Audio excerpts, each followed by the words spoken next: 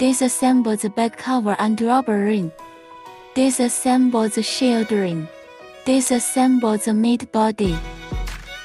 Put the cable through the back cover. Pass the cable through the rubber ring. Pass the shield metal ring. Cover the cable shield area with the shield ring. Insert the stripped cable into the front body. Penetrate mid body.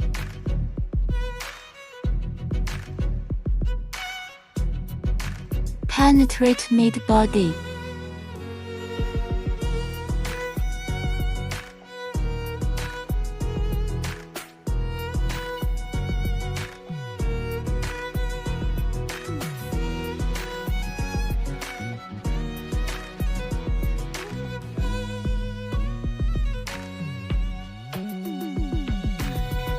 Tighten the front body and the middle body. Insert the shield ring into the tail of the middle body. Tighten the back cover.